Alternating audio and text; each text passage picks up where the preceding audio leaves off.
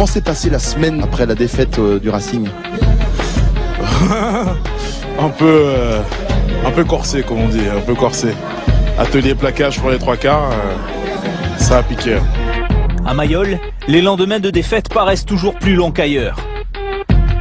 On a pris une claque, mais bon, c'est bien d'en prendre aussi, il faut se remettre en question. Ça permet de recadrer beaucoup de choses. Comme si les Toulonnais avaient encore l'esprit groggy par les coups de gueule de la semaine. Cardiff ravive les plaies. Une première pénalité d'Alf Penny après 30 secondes de jeu et un déboulé d'Owen Williams au cœur de la défense pour un essai en première main signé Alf Penny. 8-0 pour Cardiff après 17 minutes. Coup de blues sur Mayol. J'ai le droit de balancer ou pas? Bien sûr. Non, je pense qu'on l'a vite vu. Au lieu de tous les trois, on va dire, avec Johnny et Mathieu, au lieu de rester serré, il y en a Mathieu commence à glisser alors qu'ils viennent nous agresser. Et... C'est un enfoiré de balancer ça, mais non, c'est ma faute parce que j'aurais dû plus serrer. Et en fait, j'ai complètement zappé le fait que la mêlée avait tourné, donc on n'avait pas le troisième ligne. Donc moi, je suis monté comme je monte d'habitude et Johnny était obligé de serrer, donc Max a serré et moi je suis parti dans la tribune et le mec il a eu un boulevard quoi. Surpris d'entrée, Toulon recentre les débats, multiplie les temps de jeu et libère des espaces.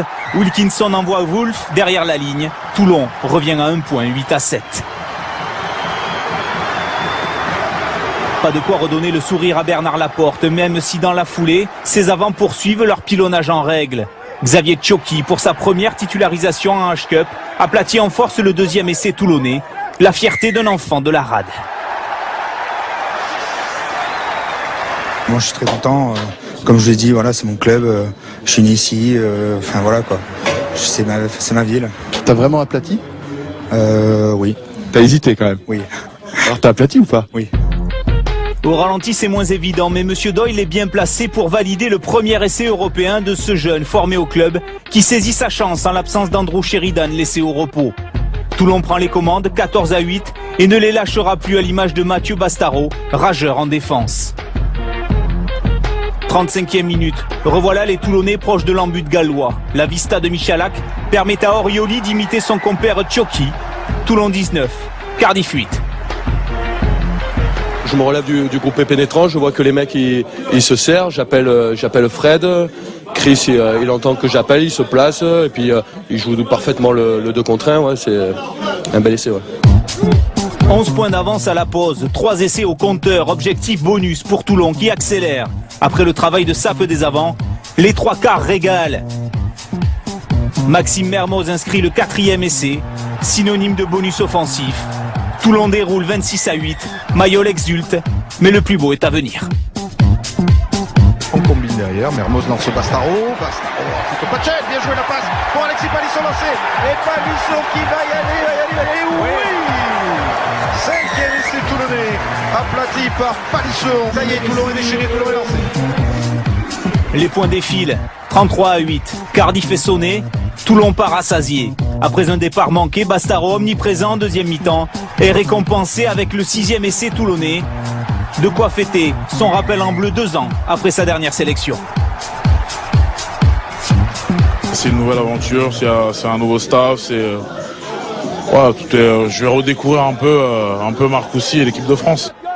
63e minute, comme Tchoki, Florian Frésia, pilier remplaçant, inscrit lui aussi son premier essai européen. Le 7e de Toulon. Les Toulonnais qui en fin de match en encaisseront 3, laissant aux Gallois le bonus offensif. Score final 45-25. Toulon a su rebondir pour s'offrir le 2e quart de finale de son histoire. Montpellier savait son adversaire à la dérive et l'a pris d'entrée de vitesse. 9e minute, Trinduc orchestre le mouvement, longue passe pour Krivy qui décale Bérard. L'arrière montpelliérain s'infiltre dans la défense. Le bon relais du capitaine Ouedraogo envoie l'ailier Johan Artru derrière la ligne. 7-0 pour Montpellier. Dernier du championnat d'Angleterre, écrasé à Toulon, Sale est en souffrance, même sur ses propres introductions en mêlée. Le pack de Montpellier emporte tout et avec un peu de chance, le ballon rebondit vers les mains de l'Écossais Beattie. 2e essai des Montpelliérains qui mène à la mi-temps 12-6. En deuxième période, le match est toujours à sens unique. François Trinduc lance l'Argentin Santiago Fernandez qui s'offre une percée majuscule au centre de la défense. Nagoussa poursuit le travail, conclu par l'arrière Pierre Bérard. 48e minute, 20-6 pour Montpellier qui se dirige tranquillement vers le bonus offensif, mais va se faire une belle frayeur sur cette action avec la blessure de François Trinduc. Le genou est pris en porte-à-faux sur le plaquage. Trinduc doit sortir, mais a priori rien de grave pour l'un des ouvreurs de l'équipe de France. Sur le banc, Trinduc va patienter jusqu'à 3 minutes de la fin pour assister au 4e essai de ses partenaires.